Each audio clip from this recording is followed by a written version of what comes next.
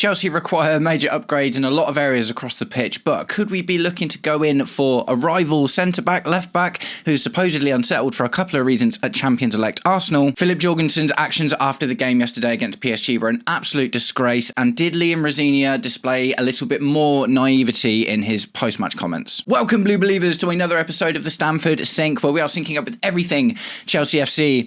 And today, I'm still reeling a little bit after last night, man.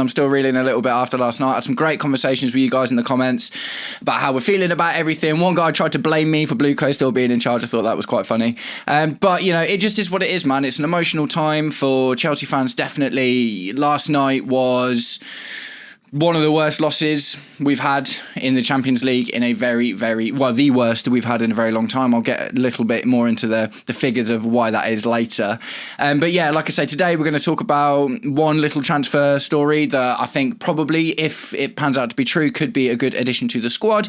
But largely we're going to be doing a mini post-mortem on the after effects of yesterday's game, right? And then tonight I will be going live with Kai from Behind the Dugouts, where we are going to do a full post-mortem of the game. So if you're going to be around tonight, come and hang out with us and let's all just be sad together. But guys, before we get into it, if you are enjoying the content and would like to see more, please do me the distinct honour of liking and sharing this video, subscribe to the channel, or just roast me in the comments, whatever gets you through your day. Right, so first things first, the potential defensive addition. So, Caught Offside released an article this morning called Chelsea Explores Surprise Transfer Raid for Arsenal Star Who's Unsettled for 2 reasons. The Arsenal star in question is recently acquired Ricardo Calafiori, who we actually were in for when we got Renato Vega, because we were looking for that kind of left-back, you know, left-sided, left-back, centre-back role. And obviously we ended up going Renato Vega, who isn't with us anymore. We sold him on for a pretty penny. But before that, the talk was all about Ricardo Calafiori, who was Cagliari, I think, in Italy. And he was an absolutely phenomenal player. So the article from Caught Offside states, Chelsea are reportedly keen on exploring a surprise potential transfer move for Arsenal defender Ricardo Calafiori, who would be open to leaving the Emirates Stadium. That's according to Simon Phillips, who has stated that Chelsea were keen on Calafiori before he joined the Gunners, while the Italy international is now keen to get more playing time and specifically play more often at centre-back rather than left-back. Calafiori has impressed at Arsenal in his 2 seasons in North London, but now seems to have fallen behind Piero Hincapié in the pecking order after some injury problems.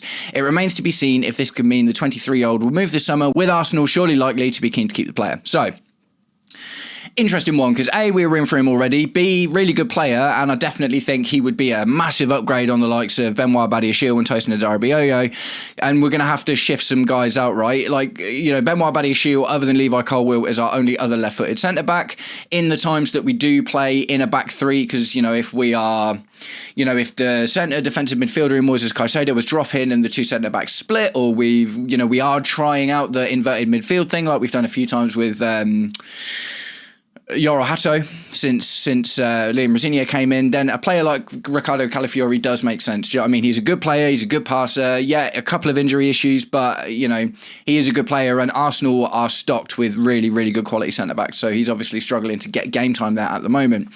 So I think this is the kind of player that I think we should be going in for, whether it be Ricardo Calafiori or not. What we're not looking at, although he is he's like 23, do you know what I mean? Yeah, he's 23. He's not exactly an old player, but he's a good player, he's experienced. We've done a lot of business with Arsenal in recent years, do you know what I mean? So that doesn't completely write it off the table either. Obviously, most recently, the likes of Kai Havertz, do you know what I mean, moved over there, and we've done like David Luiz and Willian and Jorginho, do you know what I mean? And I don't feel like this would be so much of taking an Arsenal dreg, because he is a good player, do you know what I mean? He's just obviously struggling to get into that first team.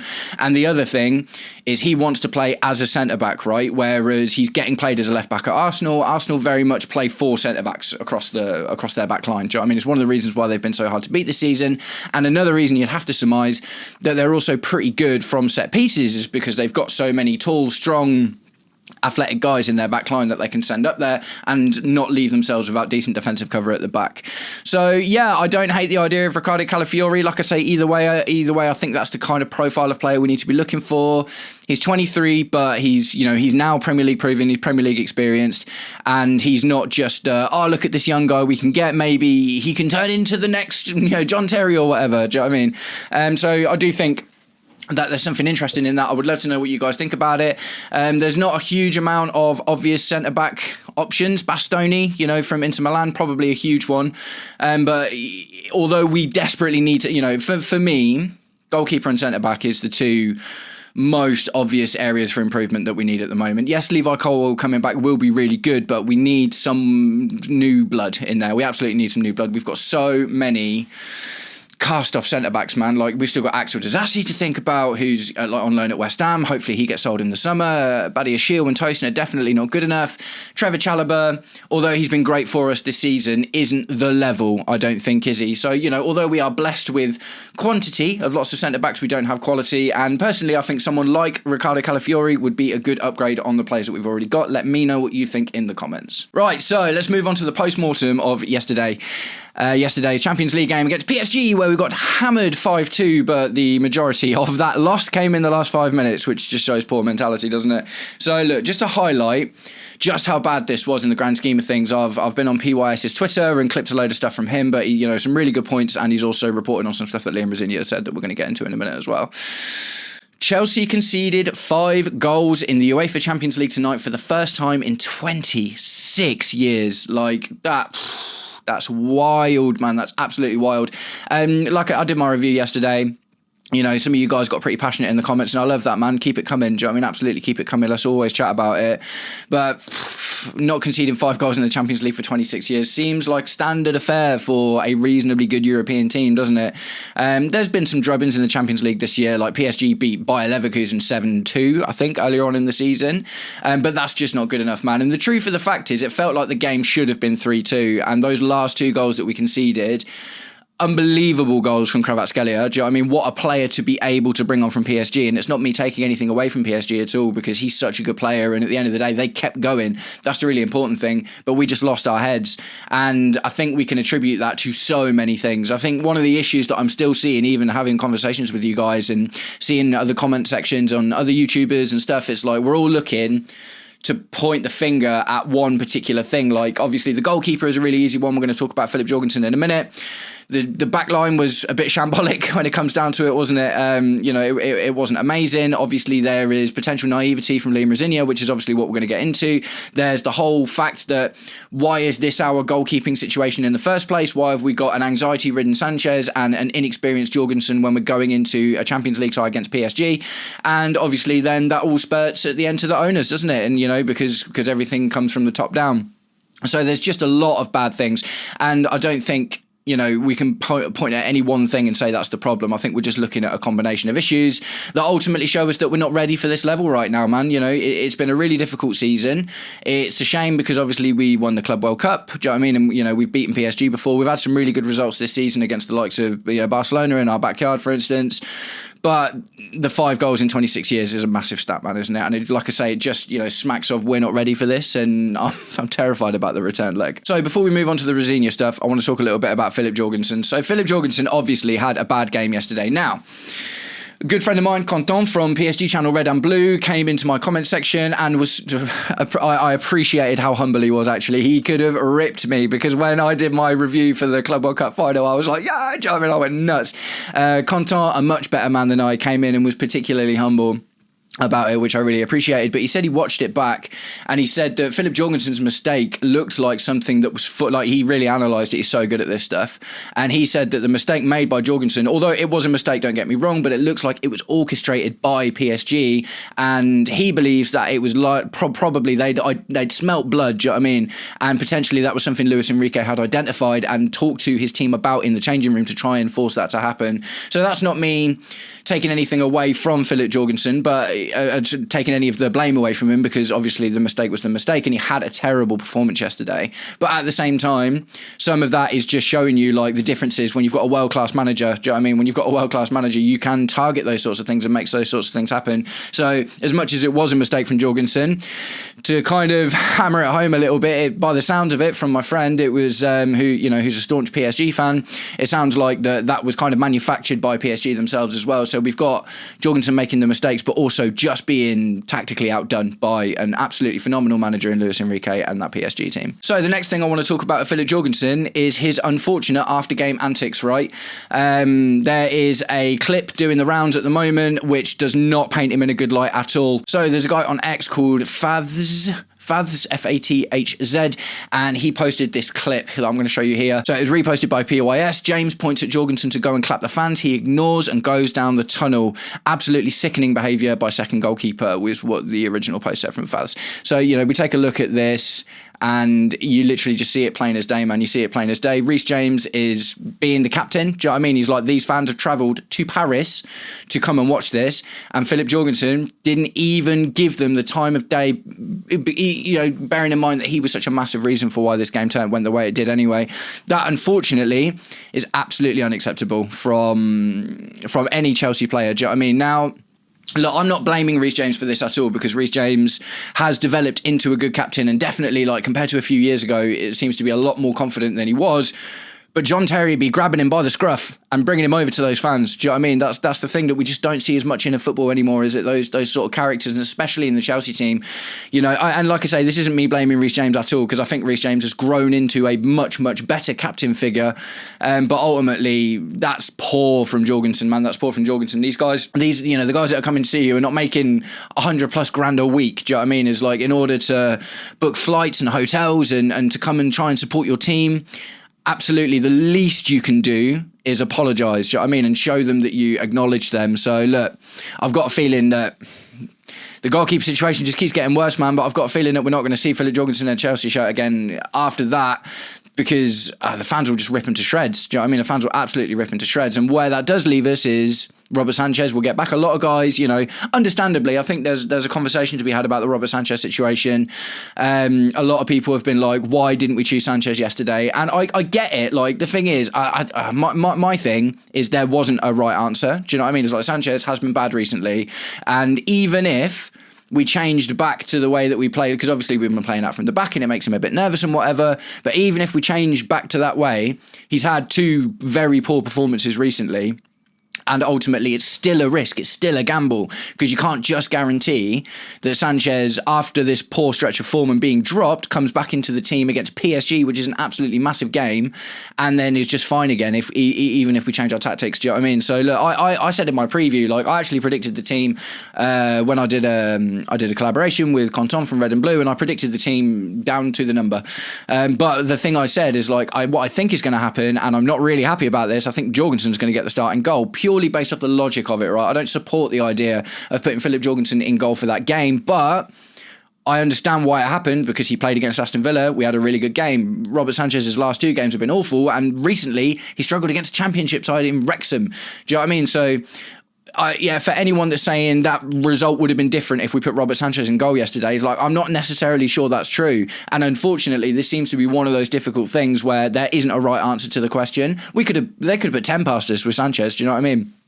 Sanchez was hesitating. Do you know what I mean? If you think about the Wrexham goal, the first goal that they got, he went out to meet the guy with the ball, hesitated, and then started to move back, but had already left so much space open. It was so easy for the guy to come round him. And a lot of the goals that PSG scored yesterday were phenomenal goals as well, man. They weren't even, obviously the third one was taking advantage of Filip Jorgensen's poor performance in that respect. 100% it was, but at the same time, the Kvaratskhelia goals were absolutely awesome. Barcola's goal was incredible. That Dembele goal, not a million miles away from what happened in the Wrexham game either, is it? So we've already seen Robert Sanchez kind of flail and hesitate one of those recently. So look, my issue in totality is the goalkeeper situation is an absolute joke at the moment, and I feel like it makes me really worried for the rest of the season, to be honest. We've got so many big games coming up, man. We've got so many big games, and now our goalkeeper's situation has just become a massive target. It is a big red spot painted on our backs waiting for us to be taken advantage of. So look, in summary of the Filip Jorgensen situation, he was poor. He was really poor. One of the worst goalkeeping performances we've seen.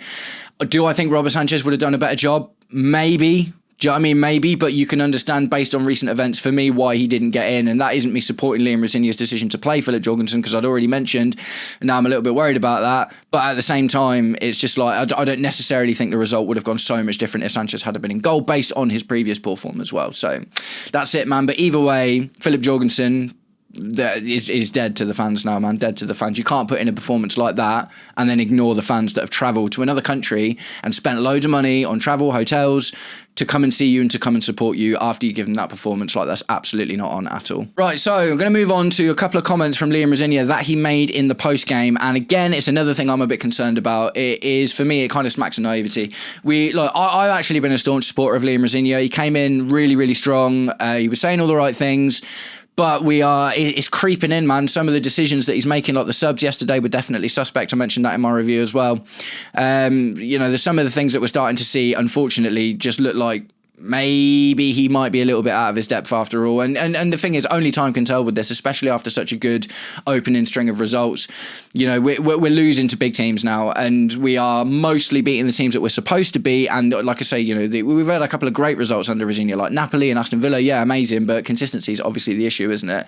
I do feel a bit, but at the end of the day, he is still really new, so I'm reticent to completely throw him under the bus just yet, because I went in quite hard on Enzo Maresca towards the end of his tenure. Absolutely I did. But he'd been there for 18 months and he'd had 3 transfer windows. Did he get everything he wanted? No. Does any manager ever get everything they want? No, of course they don't.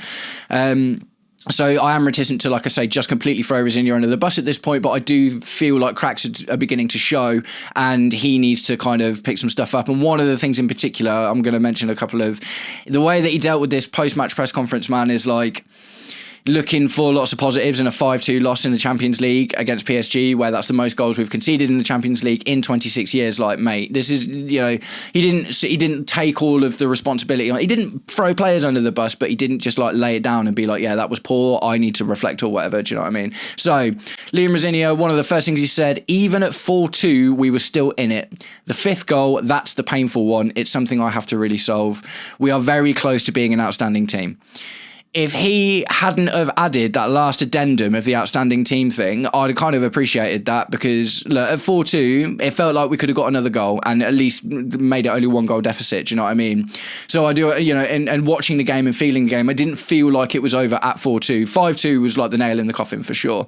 In terms of the reverse fixture, which is what you've got to have in mind. And he did say here, it's something I really have to solve. And that's true, like, do you know what I mean? 100%. So he's taking a bit of accountability there for himself. I do appreciate that. But then we are very close to being an outstanding team. You're like, very close.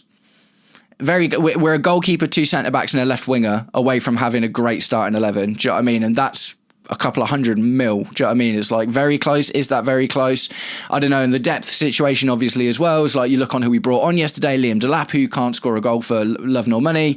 Garnacho, who in spots has been good, but it was never going to happen at that point, was it? So are we close to being an outstanding team? I guess that depends on the context, doesn't it? But for the rest of this season, no, I don't think so. When we go, if we're able to go into the summer transfer window and really, really upgrade a few of those key points, the Bermuda Triangle, in particular one, Mario, that's for you. 100%, goalkeeper and the centre-backs, and get a decent starting level left winger, then yeah, maybe. Do you know what I mean? And sort the petulance out, man, sort the petulance out. So he continued to talk about Filip Jorgensen.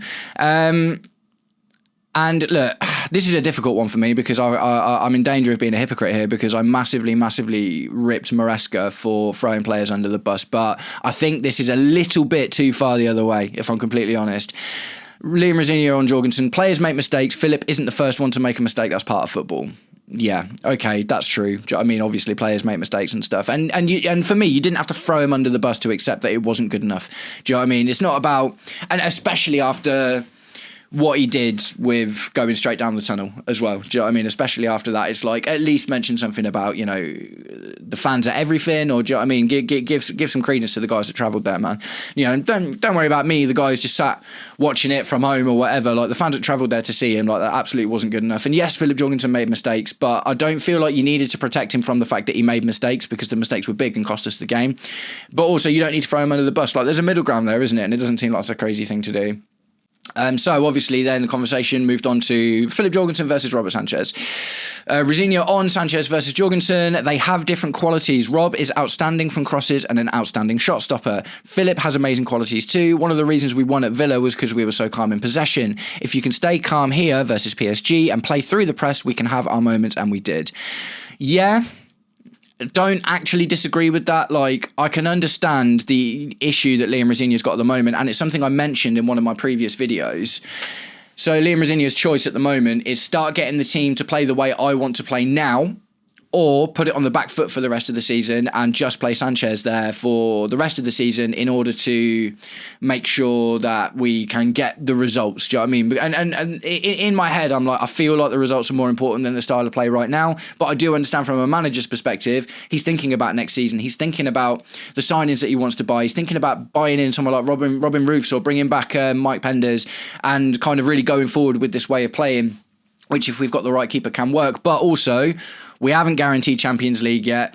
Yeah, we've got more FA Cup games to play. We've got, it's going to be a massive sprint to the finish line for the end of the season. And yeah, Rob Sanchez's shot stopping qualities when he's having a good day are really, really useful. But I feel like Rosenior has manufactured this situation a little bit, and that's one of the things about the naivety I'm saying. Like I say, it's one of those, isn't it? Like I say, I don't want to throw him under the bus too much yet because he is still in really early. But from my very uneducated perspective, it feels like the best thing to do to get results for the rest of the season would have been to play to Sanchez's strengths. But also I do understand why now he's going to have to start getting the team to play how he wants to play eventually. And the more we do that now, the better we'll be next season, essentially. So if he's got one eye on the future, it does make sense. But unfortunately, those decisions are costing us at the moment. So that's a difficult one.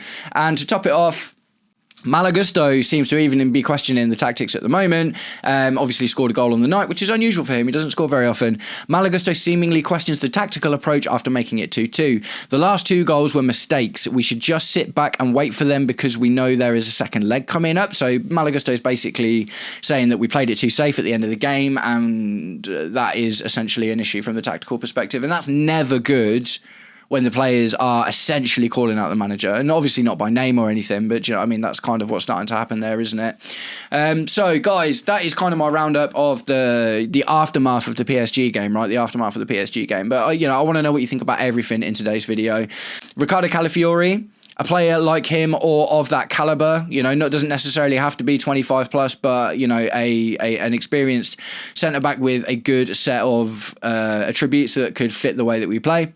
Yeah, I don't hate it. I would hope it wouldn't be too much money, but it's probably not going to be cheap, bearing in mind that we sold Kai Havertz to Arsenal for 70 million, is it? If something like that does happen, we'll have to see. And like the article said, they will probably want to keep him, but at the end of the day, if he's not getting game time and he's not getting game time in the position that he wants, then maybe he could force a move. We'll have to see what happens there.